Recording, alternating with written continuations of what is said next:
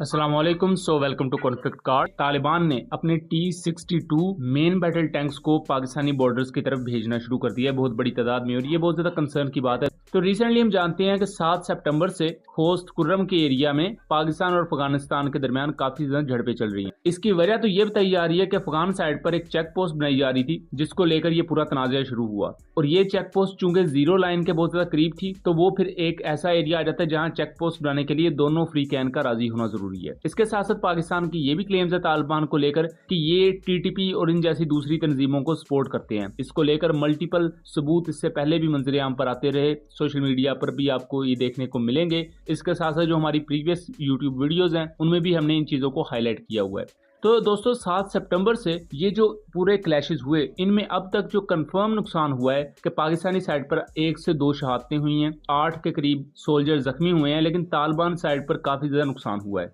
एक T-62 tank Taliban का जो सोवियत साख्ता था वो डिस्ट्रॉय किया है पाकिस्तान ने अपने एंटी टैंक गाइडेड मिसाइल से। उसके साथ साथ 4 से लेकर 6 के दरमियान जो बॉर्डर पोस्ट है तालिबान की वो डिस्ट्रॉय हुई हैं। जानी और माली नुकसान का भी काफी ज्यादा बताया जा रहा है। यहाँ दोस्तों इसके बाद तालिबान की तरफ से रीइंफोर्समेंट भेजी जा रही है अपने पुराने T-62 टैंक्स के थ्रू।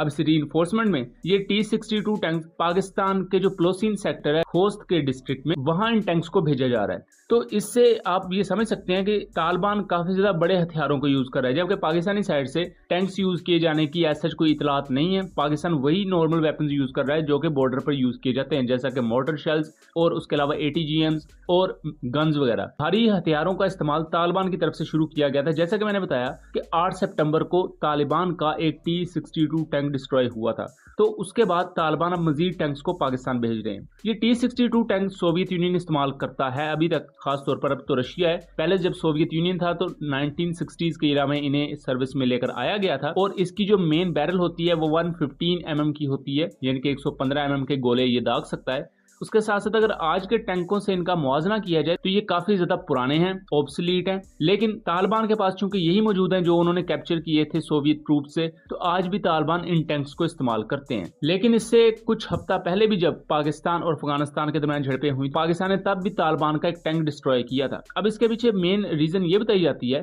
कि तालिबान चूंकि एक तंजीम की तरह लड़ते आए पिछले कई सालों से, कई दहाइयों से, तंजीम या एक मिलिटेंट ऑर्गेनाइजेशन इस तरह लड़ती है कि एक जगह छुप के बैठ के अचानक अटैक किया एंड हिट एंड रन का मुजाहरा किया, यानी कि अटैक करके भाग गए।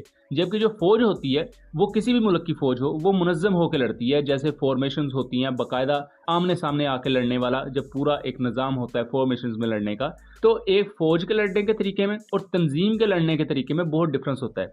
इसी तरह अगर आपने कभी देखा हो तो TTP जब पाकिस्तान आर्मी पर अटैक करती है तो वो किसी जगह छुपकर घात लगाकर अटैक करते हैं, जिसमें अक्सर औकात सोल्जर्स का बहुत ज्यादा नुकसान होता है। लेकिन अब उन्हीं तालिबान को जो पिछली कई दहाइयों से गोरीला वॉरफेयर करते आए, अब जब उन्हें बॉर्डर पर आमने सामने एक फौज की तरह लड़ना पड़ रहा है तो उन्हें बहुत ज्यादा नुकसान उठाने पड़ रहे हैं। तो यहाँ बेसिकली आपको एक साइकी भी देखने को मिलेगी कि एक मिलिटेंट ऑर्गेनाइजेशन किस तरह लड़ती है और उसके अलावा एक आर्मी किस तरह लड़ती है जो प्रोफेशनल आर्मी होती है। तो इस पूरी सिचुएशन से आपको इन चीजों के बारे में भी इंफॉर्मेशन देखने को मिलेगी। इसके अलावा बहुत से इंटरनेशनल माहिरीन के मुताबिक तालिबान के इतने ज्यादा T-62 टैंक्स का डिस्ट्रॉय हो जाना, इसकी रीजन तालिबान की तरफ से बहुत अच्छी ट्रेनिंग ना होना भी है, क्योंकि तालिबान इन T-62 टैंक्स को एक आर्मर्ड व्हीकल के तौर पर ही यूज करते आए हैं, या तालिबान ने कभी भी इसके लिए कंटिजेंसी प्लान्स नहीं रखे कि अगर इन पर अटैक होता है तो उसे किस तरह रोकना है या उससे किस तरह मनूवर करके बचना है। और उसके साथ साथ ये जो T-62 टैंक्स हैं ये काफी ज्यादा पुराने हैं, इनमें जो पैसिव प्रोटेक्शन सिस्टम है, यानी कि इन पर जो आर्मर्ड लगा हुआ है वो भी काफी ज्यादा पुराना है, जो कि अच्छे एंटी टैंक गाइडेड मिसाइल से नहीं बच सकता, जिसकी वजह से एक ही एंटी टैंक गाइडेड मिसाइल ही इनको बच जाए तो ये थोरोली रिडंडेंट हो जाते हैं। जबकि जो आज के मॉडर्न टैंक्स हैं उन पर एक्सप्लोसिव रिएक्टिव आर्मर लगा होता है, काफी ज्यादा बेहतर आर्मरी उन पर यूज की होती है। तो इसकी वजह से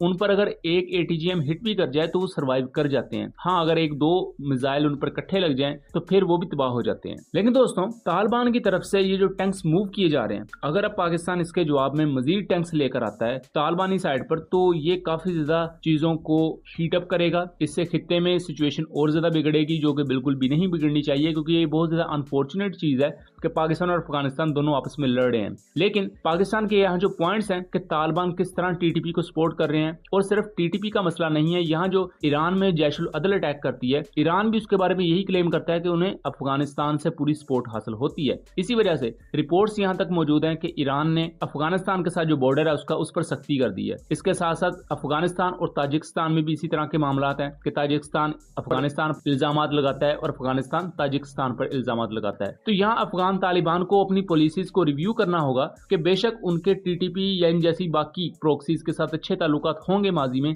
लेकिन अब वो एक मुल्क की गवर्नमेंट है और एक गवर्नमेंट एक मिलिटेंट ऑर्गेनाइजेशन की तरह एक्ट नहीं करती। एक गवर्नमेंट को एक बाकायदा हुकूमत की तरह ही रिएक्ट करना चाहिए और उसे बाकी मुल्कों के साथ अच्छे ताल्लुकात बनाने चाहिए, ना कि ऐसी प्रोक्सी, ना कि ऐसी मिलिटेंट ऑर्गेनाइजेशंस के साथ। सो दोस्तों, ये था एक एनालिसिस। उम्मीद करता हूँ चीजें क्लियर रही होंगी। वीडियो इन्फॉर्मेटिव लगी हो तो इसे ज्यादा से ज्यादा शेयर कीजिएगा एंड चैनल को सब्सक्राइब कीजिएगा। मिलेंगे अगली वीडियो में, तब तक के लिए अल्लाह हाफिज।